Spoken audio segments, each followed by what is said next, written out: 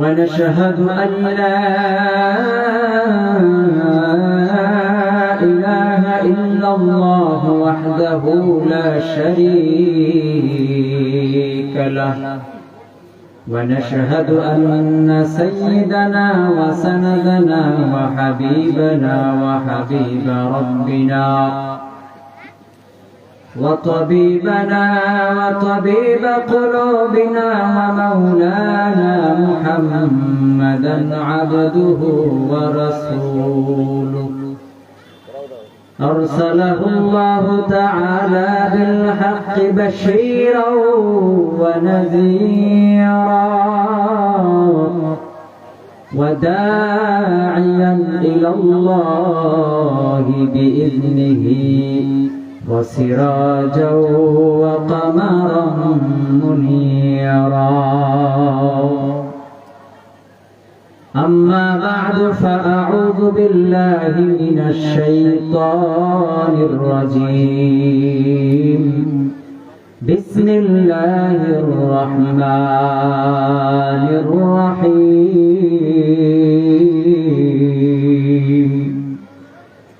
قل تعالوا أتل ما حرم ربكم عليكم ألا تشركوا به شيئا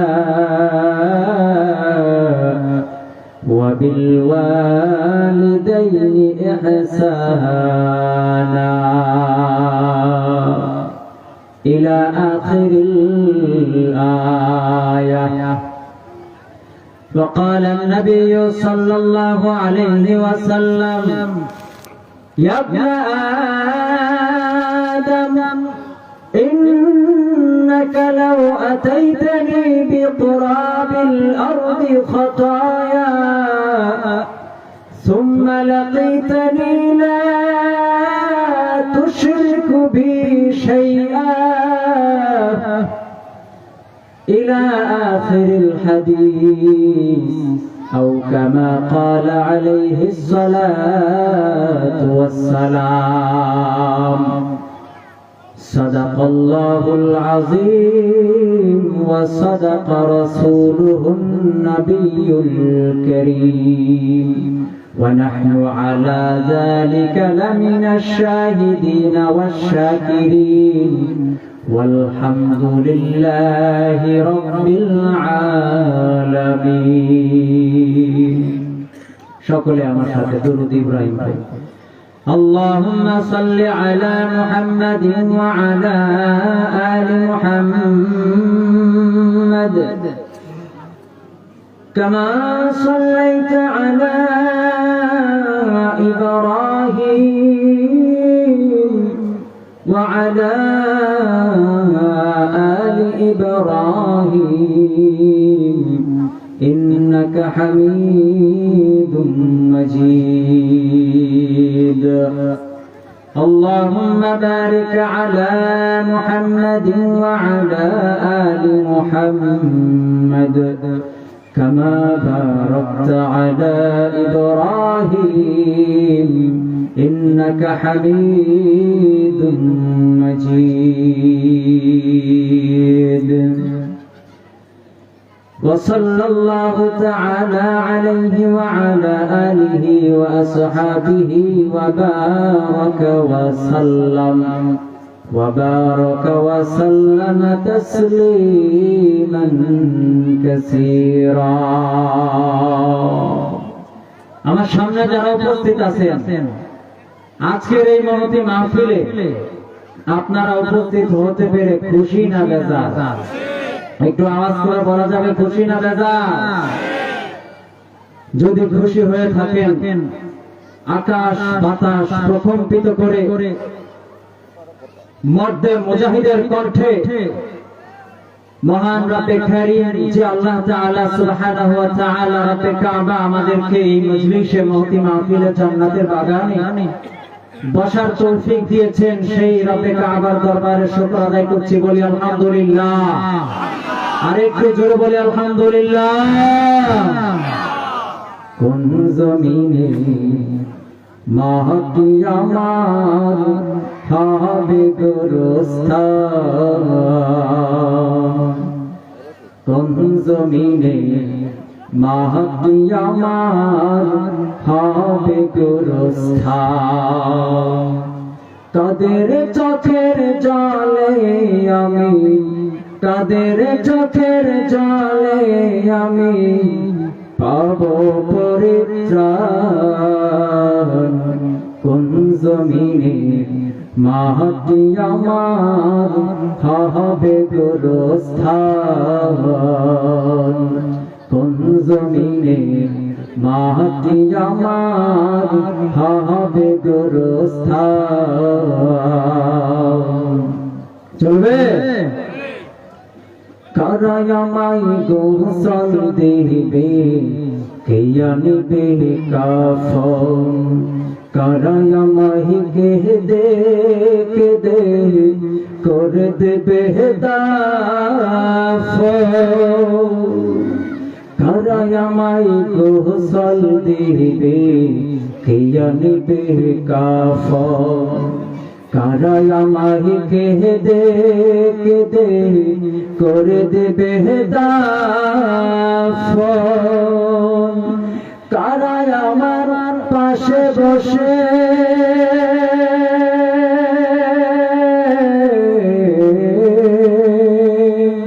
কারাই আমার পাশে বসে শোনাবে কোরআন কোন জমিনে মাটি আমার হবে গোরস্থান কোন জমিনে মাটি আমার হবে গোরস্থান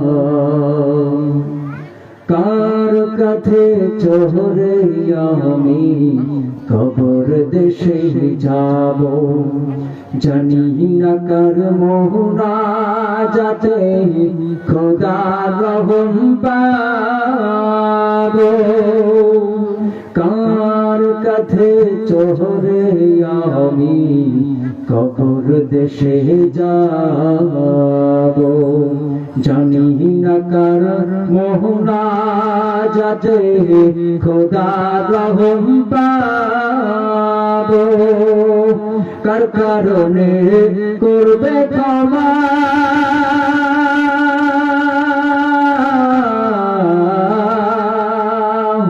কার কারণে করবে ক্ষমা আল্লাহ মেহেরবান কোন জমিনে মাটি আমার হবে গোরস্থান কোন জমিনে মাটি আমার হবে গোরস্থান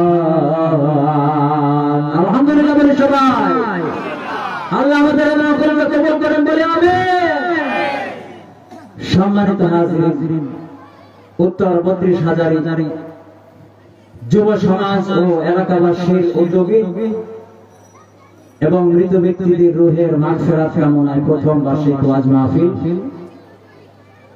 আজকে সম্মানিত সভাপতি উপস্থিত জাতির কর্ণধার সেরেতাজ ওলামায়ে কেরাম এবং আমার সামনে উপবিষ্ট এই অঞ্চলের বিভিন্ন জায়গা হতে আগত ইসলাম প্রিয় মুসলিম ভাইরা আমরা সকলে আরেকবার শুকর আদায় করছি বলি আলহামদুলিল্লাহ আপনাদের সম্মুখে আমি একখানা আয়াত তেলাওয়াত করেছি সূরা আনআমের 151 নম্বর আয়াত এই আয়াত থেকে আমি সংক্ষিপ্তভাবে 5টি বিষয় আপনাদের সামনে উপস্থাপন করব এবং খুব সংক্ষিপ্তভাবে এই আয়াতগুলো তর্জমা আমি আপনাদের সামনে করার চেষ্টা করব ইনশাআল্লাহ আল্লাহ আমাদেরকে কবুল করেন বলি আমিন সম্মানিত হাজিরিন আল্লাহ তাআলা সূরা আনআমের 151 নম্বর আয়াতে বলছেন قل تعالوا أتل ما حرم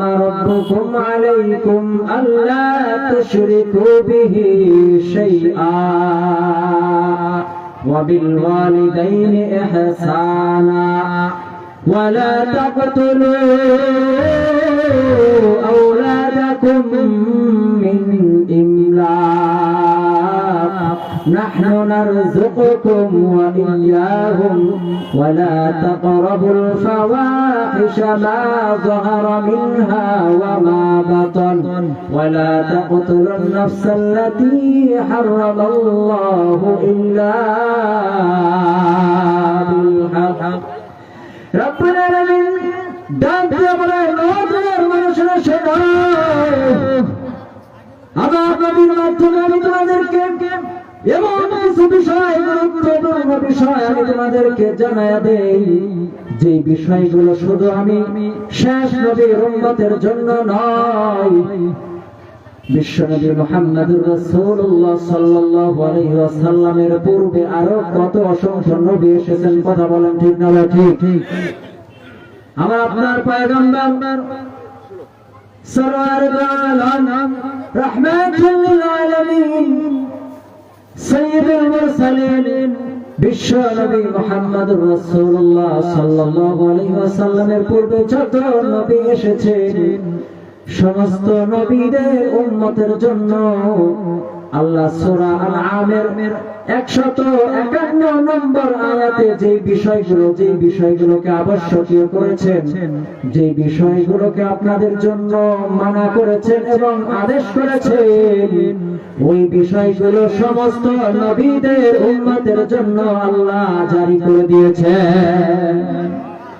আরে দুনিয়ার মানুষ একটু ভালো করে বুঝেন আয়াতের শুরুতে আল্লাহ পাক তার নবীকে সম্বোধন করে বলছেন কুল তাআলু আতলু মা হারামা রাব্বুকুম আলাইকুম বিশ্বনবী ডাক দিয়ে বলেন ও আমার উম্মতরা শোনো তোমরা আমার কাছে আসো যেমনি ভাবে আমি আপনাদের সামনে বসে আছি বসে আপনাদেরকে সামনের দিকে আগানোর জন্য একটু অনুরোধ করতেছি সকলে একটু সামনে আগায় আসেন সামনে অনেক জায়গা আছে একটু আগায় আসেন মাঝে মাঝে জায়গাগুলো ফাঁকা না রাখি তাহলে শয়তান বড় চান্স হয়ে যাবেন কথা বলেন ঠিক না ঠিক আমরা একটু সামনে আগায় আসি নবীজি ডাক দিয়ে বলেন আমার উম্মতেরা শুনে রাখো তোমরা একটু আমার সামনে আগায় আসো আমি তোমাদেরকে ওই সমস্ত বিষয় তেলাওয়াত করে শোনাই যে বিষয়গুলো আল্লাহ আমি নবী মুহাম্মদের উম্মত সহ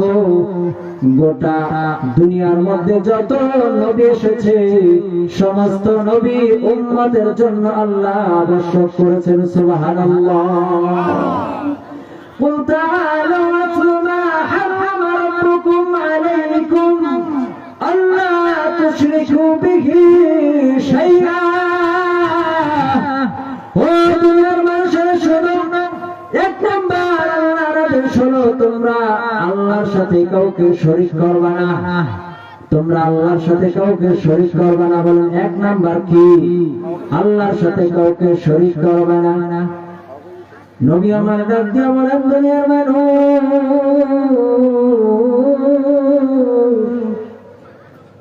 এমন গুরুত্বপূর্ণ বিষয় তোমরা যদি এই নসিহত গুলো নিয়ে মানতে পারো আমল করতে পারো আমি নবী কথা দিলাম ওই মানুষটা আমি নবীর সাথে জান্নাতে বসবাস করবে সুবহানাল্লাহ আল্লাহ তুশরিকু বিহি শাইআ এ দুনিয়ার মানুষরা কখনো এ পর্দার করার মা এ বৃদ্ধ বাবা এ ৩২,০০০ যুবক ভাইরা আমার আল্লাহ বলেন এক নম্বরে আমি আল্লাহর সাথে কাউকে শরীক করব না আমি আল্লাহর সাথে কাউকে শরীক করব না কথাটা কি বুঝাতে পেরেছি নাকি ভাই একটু বলেন না আমার সাথে এক নম্বরে আল্লাহর সাথে কাউকে শরীক করা যাবে না শরীকের অনেক প্রকার আছে অনেক ধরন আছে কোনটা হলো প্রকাশ্য শিরিক আল্লাহর সাথে শিরিক করা বড় জঘন্য গুনাহ মারাত্মক গুনাহ আল্লাহ বলেন ইন্নাশ শিরকা লাযুলমুন আযীম আমি আল্লাহ সমস্ত গুনাহ ক্ষমা করে দিব কিন্তু শিরিকের গুনাহ ক্ষমা করব না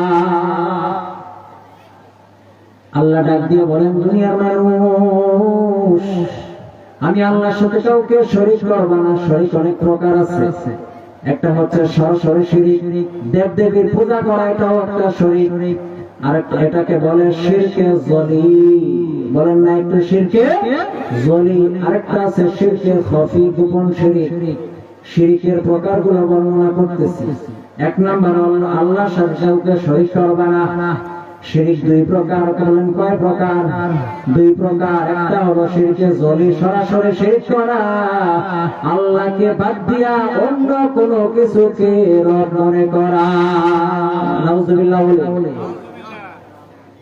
খ্রিস্টানদের মাঝে এমন কিছু মানুষ আছে যেই মানুষগুলো আল্লাহকে বাদ দিয়া ফেরেশতাদেরকে তারা আল্লাহর কন্যা মনে করে। কথা বলেন ঠিক না ঠিক? ইহুদিদের মাঝে এমন কিছু মানুষ আছে যেই মানুষগুলো মনে করে হযরত উযাইর আলাইহিস সালাতু ওয়াস সালাম আল্লাহর পুত্র। কথা বলেন ঠিক না ঠিক? আমাদের আশেপাশে তার অনেকে আছে সরাসরি আল্লাহকে বাদ দিয়া এমন কোন কিছুর ইবাদত করে যেটা সরাসরি আল্লাহর সাথে শরীক হয়। নাউজুবিল্লাহ। আরেকটা আছে শিরকে খাফি, গোপন শিরক। কথা বলেন কি শিরক? গোপন শিরক। একটু বলেন না কি শিরক? গোপন শিরক। গোপন শিরক করা যাবে না। নেতা যদি আমাকে আজকে 10,000 টাকা না দিত তাহলে আমি আজকে বাঁচতে পারতাম না। কথা বলেন ঠিক না ঠিক? আছে না নাই? বাঁচানোর মালিক কে? একটু জোরে বলেন। বাঁচানোর মালিক কে? খাওয়ানোর মালিক কে? আজকে আপনাদের সামনে প্যান্ডেল এত সুন্দর করে সাজানো হয়েছে, এই সব কিছু করার তৌফিক দিয়েছেন কে? আমি যদি বলি নেতা যদি আমাদেরকে সুযোগ না দিত তাহলে মাফি হইতো না। আমাকে যদি 10টা টাকা না দিত তাহলে আমি খাইতে পারতাম না। সাথে সাথে কথাটা শিরক হয়ে গেছে। মুফাসসিরিনে কেরাম বলেন এই আয়াতের তাফসীরের মধ্যে তাফসীরে বাগাবীতে, তাফসীরে রুহুল মাআনি সহ অসংখ্য তাফসীরে ইবনে কাসির সহ অসংখ্য তাফসীরের কিতাবের মধ্যে বলেন শিরকে খাফি হচ্ছে কেউ যদি দেখানোর জন্য কাউকে নামাজ পড়ে ইবাদত করে দান করে, এটাও হবে গোপন শিরক। কথা বলেন ঠিক না ঠিক? এজন্য ইবাদত করব কার জন্য? দান করব কার জন্য? নামাজ আদায় করব কার জন্য? রোজা রাখব কার জন্য? নিজের পরিবারের জন্য খরচ করব কার জন্য? আপনি আপনার পরিবারের মধ্যে অর্থটা ব্যয় করতেছেন, এই অর্থের জন্য আল্লাহ আপনাকে সাদাকার সওয়াব দিচ্ছেন। কথা বলেন ঠিক না ঠিক? এটা করব কার জন্য? আল্লাহ আপনাকে আপনার পরিবারের দায়িত্বশীল বানিয়েছেন, আল্লাহ আপনাকে সমাজের দায়িত্বশীল বানিয়েছেন, আল্লাহ আপনাকে ইউনিয়নের দায়িত্বশীল বানিয়েছেন, আল্লাহ আপনাকে এই দেশের দায়িত্বশীল বানিয়েছেন। প্রত্যেকটা মানুষকে আপনার উচিত হবে কেউ যেন শিরকের সাথে না জড়ায়। কথা বলেন ঠিক না ঠিক? এর দুনিয়ার মানুষ আল্লাহ বলেন আমি আল্লাহর সাথে শিরক করব না, আমি আল্লাহ শিরকের গুনাহ পছন্দ করি না। আল্লাহ বলেন শিরকের যুলমুন আযীম, আমি আল্লাহ শিরকের গুনাহ ক্ষমা করব না।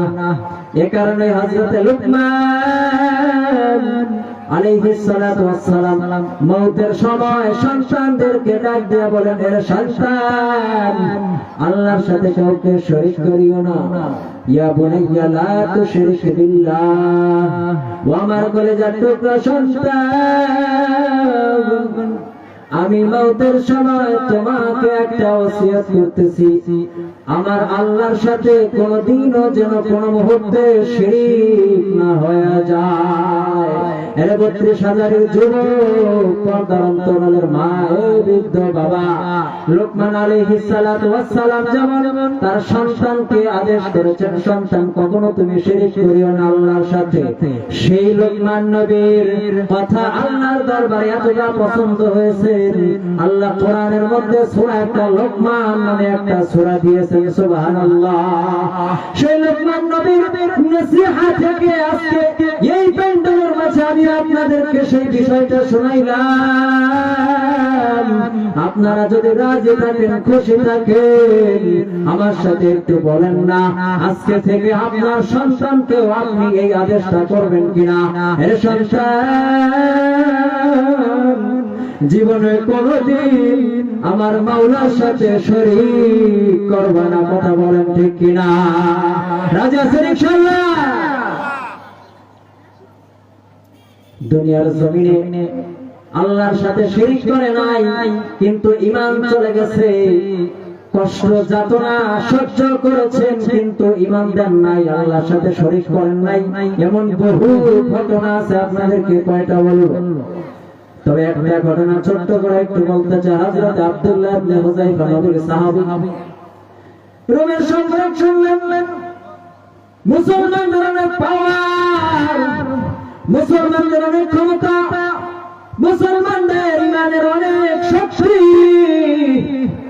এটা শোনার পরে রোম সম্রাট বলে, হায় হায়, মুসলমানের এত ক্ষমতা, ওদের তো এত টাকা পয়সা নাই, এত সামরিক অস্ত্র নাই, তাহলে ওদের এত সাহস কিভাবে হয়? দুইজনকে পাঠিয়ে দিলেন, যাও একটা বাহিনী পাঠিয়ে দিলেন, বললেন মুসলমানদের যে সেনাবাহিনীর প্রধান আছে, ওই সেনাবাহিনীটাকে তোমরা কব্জ করে এটাকে আক্রমণ করে সেই সেনাবাহিনীর প্রধান সহ কয়েকজনকে আমার কাছে ধরে নিয়ে আসবা। বিশ্বনবী মুহাম্মদুর রাসূলুল্লাহ সাল্লাল্লাহু আলাইহি ওয়াসাল্লাম হযরতে হুযায়ফা রাদিয়াল্লাহু আনহুকে সেই সেনাবাহিনীর প্রধান নিযুক্ত করেন, পাঠিয়ে দিলেন সৈন্যবাহিনী। রোমের সম্রাটের লোকজন যখন আসলো, তারা ঘটনাচক্রে মুসলমানদের সৈন্যবাহিনী থেকে সেই সেনাপ্রধান হযরতে হুযায়ফা রাদিয়াল্লাহু আনহুকে ধরে নিয়ে গেল। রোম সম্রাটের সামনে যখন উপস্থিত করা হয়, রোম সম্রাট ডাক দিয়া বলেন, হে আব্দুল্লাহ ইবনে হুযায়ফা, শোনো, শুনেছি মুহাম্মাদের দ্বীন গ্রহণ করেছো, মুহাম্মাদের দ্বীন ছেড়ে দাও, আমি রোমের সম্রাট যা চাও তাই দিয়ে দিব, আমার রাজ্যের অর্ধেক দিয়ে দিব। হযরত আব্দুল্লাহ ইবনে হুযায়ফা ডাক দিয়া বলেন, হে রোমের কুকুর, ইয়া কালবার রোম, তুমি যদি গোটা রোমের সমস্ত রাজত্ব আমাকে দিয়ে দাও, আমি আমার আল্লাহর সাথে শরীক করতে পারবো না। সুবহানাল্লাহ। যে মুহাম্মাদের ধর্ম একবার গ্রহণ করেছি, সেই ধর্ম আর কোনদিন ছাড়তে পারবো না। রোমের সম্রাট দেখলেন অবস্থা বড় খারাপ, আর মুসলমানদের শক্তি নাই, সামর্থ্য নাই, কিন্তু এদের ঈমান বড় মজবুত, কথা বলেন ঠিক না ঠিক? আজকে এইখানে দেখেন পুরো প্যান্ডেলটা এখনো ভরে নাই, আশপাশে মানুষ জমা হয় নাই, কিন্তু এখানে যে কয়েকজন বসে আছেন, আপনারা কি মুসলমান কিনা? কথা বলেন, আপনারা মুসলমান কিনা? এর মানে মুসলমানের পাওয়ার তো অনেক বেশি। মুসলমানের পাওয়ারের কথা শুনে 3 মাস দূরত্বের যে পথ, এই পথ 3 মাস দূরত্বের পথ থেকে রোমের সম্রাট মুসলমানদেরকে ভয় পায়। আমার আল্লাহ তাদের অন্তরের মাঝে ভয় ঢুকে দিয়েছেন। সুবহানাল্লাহ। 3 মাসের দূরত্ব থেকে ভয় পাওয়া শুরু হয়ে গেছে, আর মুসলমানরা আসতেছে। সুবহানাল্লাহ। আব্দুল্লাহ ইবনে হুযায়ফাকে ডাক দিয়া বলে, আব্দুল্লাহ, তুমি মুসলমানের কালিমা ছেড়ে দাও, মুহাম্মাদের দ্বীন ছেড়ে দাও, আমি আমার রাজ্যের অর্ধেক দিয়ে দিব। বলে, সম্ভব না, যে মুহাম্মাদের দ্বীন একবার গ্রহণ করেছি, এই দ্বীন আর ছাড়া সম্ভব না। আপনারা রাজি আছেন এই দিন ছাড়তে? এই দিন ছেড়ে দিবেন আপনারা? আপনাদের উপরে যত নির্যাতন আসে, এই দিন ছেড়ে দিবেন? যদি নির্যাতন নির্যাতন করার কারণে আল্লাহর জন্য, আল্লাহ রাসূলের জন্য যে জীবনকে উৎসর্গ করেছি, সেই জীবনকে আমরা বেঈমান কাফেরদের কথায় ছেড়ে দিতে রাজি আছি? কখনো সম্ভব নয়। কথা বলেন ঠিক না ঠিক? ঈমান চলে যাবে, এটা আমরা কোনোদিন মানতে পারবো না। বলেন আলহামদুলিল্লাহ। আব্দুল্লাহ ইবনে হুযায়ফাকে ডাক দিয়ে বলেন, ঈমান ছেড়ে দাও, কোনোভাবে সম্ভব না। আব্দুল্লাহ ইবনে হুযায়ফাকে একটা ঘরের মাঝে বন্দী করলেন। একটা ঘরের মাঝে বন্দী করে সেখানে উলঙ্গ নারী দিয়ে দিলেন। 3 দিন পর রোমের সম্রাট ওই দরজা খুলে বলেন, এরে মহিলা, বলো দেখি আব্দুল্লাহর কি খবর, তার ঈমানটাকে নষ্ট করতে পেরেছে? ওই মহিলা ডাক দিয়ে বলেন, এরে রোমের সম্রাট, এমন একজন ব্যক্তির কাছে আমাকে পাঠাইছো, এটা কি গাছ নাকি কোন পাথর? আমি তার রুমের মাঝে যাওয়ার পরে দেখলাম এই ব্যক্তিটা সারাদিন নামাজের মধ্যে দাঁড়ায় দাঁড়ায় কাটায়, সারাদিন রোজা রাখে। সন্ধ্যার পর থেকে যখন সূর্য হেলে যায়, অন্ধকার হয়ে যায়, তখন থেকে এই ব্যক্তিটা আল্লাহর দরবারে তাহাজ্জুদ নামাজে দাঁড়ায় যায়। এই রোমের সম্রাট, শুনে রাখো, তুমি কি কোন গাছের কাছে আমাকে পাঠাইছো নাকি কোন পাথরের কাছে পাঠাইছো? আমি তো তার কোনো ক্ষতি করতে পারি নাই, তার ঈমানেরও কোনো ক্ষতি করতে পারি নাই। রোমের সম্রাট দেখলেন অবস্থা খারাপ, মুসলমান ঈমান এত সহজে ছাড়বে না। রোমের সম্রাট ডাক দিয়া বলেন, একটা গরম তেলের কড়াইয়ের ব্যবস্থা করো। আব্দুল্লাহ ইবনে হুযায়ফার সামনে তার সাথী সঙ্গীদের মধ্য থেকে কয়েকজনকে ওই গরম তেলের মাঝে সাথে সাথে ভুনা করে ফেললো, ভাজি করে ফেললো। আব্দুল্লাহ ইবনে হুযায়ফা রাদিয়াল্লাহু আনহু এই দৃশ্যটা দেখে কান্না করতেছেন, চোখের পানি ঝরতেছে, হাউমাউ করে কান্না করতেছেন। রোমের সম্রাট ডাক দিয়া বলেন, আব্দুল্লাহ ইবনে হুযায়ফা, বুঝতে পেরেছি তুমি বুঝি আমার এই আযাব দেখে ভয় পেয়ে গেছো, তুমি বুঝি আমার কথা মেনে নিবা। আব্দুল্লাহ ইবনে হুযায়ফা ডাক দিয়া বলেন, এই রোমের সম্রাট, শুনে রাখো, তুমি আমার সামনে আমার সাথী সঙ্গীদেরকে তেলের মাঝে ভাজি করে ফেলেছো, এটা দেখে আমি কান্না করি না। আমি আব্দুল্লাহ ইবনে হুযায়ফা একটা জিনিস ভেবে ভেবে কান্না করতেছি। আমি আব্দুল্লাহ ইবনে হুযায়ফা যে জিনিসটা ভাবতেছি, এর রোমের সম্রাট এই কথাটা হজম করবার মতো তোমার ক্ষমতা নাই। রোমের সম্রাট ডাক দিয়ে বলেন, আব্দুল্লাহ ইবনে হুযায়ফা, বলো বলো, কোন কারণে আমার সামনে তুমি কান্না করতেছো? আব্দুল্লাহ ইবনে হুযায়ফা ডাক দিয়ে বলেন, এই রোমের সম্রাট, তুমি তো আমার সামনে একজন একজন করে তেলের মাঝে ভুনা করেছো, এক ঈমানের জন্য, আল্লাহর প্রতি ঈমান আনার কারণে, মুহাম্মাদের দ্বীন গ্রহণ করার কারণে। আমি আব্দুল্লাহ ইবনে হুযায়ফা এই কারণে কান্না করতেছি যে আমি আব্দুল্লাহ ইবনে হুযায়ফার একটা মাত্র জান, আমি আব্দুল্লাহর একটা মাত্র প্রাণ। আব্দুল্লাহকে যদি একবার তেলের মাঝে ছেড়ে দেওয়া হয়, তবে আব্দুল্লাহর জীবন একবারই শেষ হয়ে যাবে। এই রোমের সম্রাট, শুনে রাখো, আমি আব্দুল্লাহ কান্না করতেছি। আমি আব্দুল্লাহর জন্য যদি একটা জীবন না হয়ে এমন হাজারটা জীবন হইতো, এমন বহু হাজার জীবন হইতো, আমি আল্লাহর জন্য হাজারটা জীবন ঈমানের জন্য আল্লাহর পথে কোরবানি করে দিতাম। সুবহানাল্লাহ। এই রোমের সম্রাট, শুনে রাখো, আমি আব্দুল্লাহর সাথে কোনদিন আপোষ করতে পারবো না। ঈমানের জন্য কারোর সাথে আপোষ নাই। যেদিন থেকে এই কালিমা গ্রহণ করেছি, মৃত্যু পর্যন্ত সেই কালিমা কোনদিন ছাড়তে পারবো না। রোমের সম্রাট দেখলেন অবস্থা আরো বেগতিক। হায় হায়, মুসলমানদের ঈমানের বড় পাওয়া। ওই যে শুরুতে বলেছিলাম, কুল তাআলাউ আতলু মা হারামা রাব্বুকুম আলাইকুম আল্লা তুশরিকু বিহি শাইআ, আল্লাহর সাথে কাউকে শরীক করবে না। সেই সবকটা আব্দুল্লাহ ইবনে হুযায়ফা নবীর সাহাবী স্বয়ং আব্দুল্লাহ তার রাসূল থেকে গ্রহণ করেছেন। কথা বলেন ঠিক না ঠিক? আল্লাহর সাথে কাউকে শরীক করা যাবে নাকি?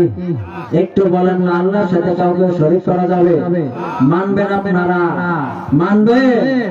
আল্লাহর সাথে কোনদিন যদি না খায়াও থাকে, ঈমানের জন্য ঈমানের সাথে কারো আপোষ নাই। এর দুনিয়ার মানুষ একটু তাকায় দেখো তোমার চারপাশে যত আলেম ওলামা দীর্ঘ সময় তারা জেল জুলুমের নির্যাতনের শিকার হয়েছেন, কারোর সাথে আপোষ করেছেন কিনা? আপোষ করেছেন, কিন্তু তারা তো পারতেন আপোষ করে জেল জুলুম থেকে বেঁচে থাকতে, কিন্তু তারা আল্লাহর দরবারে জবাব দিতে হবে বলে বিধায় আর কোনো কারোর সাথে আপোষ করেন না। দুনিয়ার সব দিয়ে যাও, আমার সংসার দিয়ে যাও, আমার টাকা পয়সা নিয়ে যাও, আমাকে হত্যা করে ফেলো, কিন্তু আমার ঈমান তোমাকে দিব না। কথা বলেন ঠিক না ঠিক? দুনিয়ার সামান্য সম্পদের জন্য, দুইটা টাকার জন্য আল্লাহর সাথে কোনদিন শরীক করতে পারবো না। রাজি আছেন? দুই হাত তুলে দেখা। লিল্লাহি তাকবীর। আল্লাহ আমার ভাইদেরকে কবুল করুন বলে আমিন। মুহতারাম হাজিরিন, আল্লাহ বলেন এক নম্বরে আমি আল্লাহর সাথে কাউকে শরীক করব না। দুই নম্বর বলেন ওয়াবিল ওয়ালিদাইনি ইহসানা, মা বাবার সাথে সদ্য ব্যবহার করবা। দুই নম্বর কি ভাই? মা বাবার সাথে সদ্য ব্যবহার করবা, মা বাবার সাথে ভালো আচরণ করতে হবে। এমন সন্তান আমার দুনিয়ায় আছে না নাই? মা বাবাকে অনেক কষ্ট দিয়েছে, মা বাবার খোঁজ খবর নেই, আছে না নাই? দিনের পর দিন চলে যায়, মা বাবার কোনো খোঁজ নেয় না। এমন সন্তান আমাদের সমাজে আছে ভাই, কি বলবো দুঃখের কথা। মা বাবার গায়ে হাত তুলেছে, কথা বলেন ঠিক না ঠিক? তোমার জন্য জাহান্নাম ওয়াজিব হয়ে গেছে। নাউযুবিল্লাহ। এমন সন্তান, এমন কুলাঙ্গার সন্তান, যে সন্তান মা বাবার গায়ে হাত তুলেছে, ওই সন্তানের জন্য জাহান্নামটা আবশ্যক হয়ে গেছে। আল্লাহ বলেন তার নবীর মাধ্যমে, রিদার রাব্বি ফি রিদাল ওয়ালিদাইন ওয়া সাখাতুর রাব্বি ফি সাখাতিল ওয়ালিদাইন। মা বাবার সন্তুষ্টের মাঝে হলো জান্নাত, মা বাবার অসন্তুষ্টের মাঝে হলো জাহান্নাম। আল জান্নাতু তাহতা আকদামিল উম্মাত, তোমার মায়ের পায়ের নিচে সন্তানের জান্নাত। এরে দুনিয়ার মানুষ, দুনিয়ায় যতদিন আছো মা বাবাকে কষ্ট দিও না। যত দূরেই থাকো, যেখানেই থাকো, মাঝে মাঝে মা বাবার সাথে একটু কথা বলিও, মা বাবার সাথে একটু ফোন করিও, টেলিফোন করিও। মা কেমন আছো, বাবা কেমন আছো, যদি সম্ভব হয় একটু মাঝে মাঝে আসবা, মা বাবার সাথে একটু দেখা করে যাইবা। তুমি যখন ছোট ছিল, তোমার বয়সটা যখন 2 মাস অথবা 3 মাস, একটু মনে করে দেখো, এরপর তার অন্তরালের মা ও বোন, এই 32,000-এর যুবক ভাই, একটু মনে করে দেখো, একটু স্মরণ করে দেখো। আজকে তোমার ঘরে তো ছোট্ট শিশু আছে, তুমি তো আরামসে ঘুমাও, তাকায় দেখো তোমার সন্তানের মা।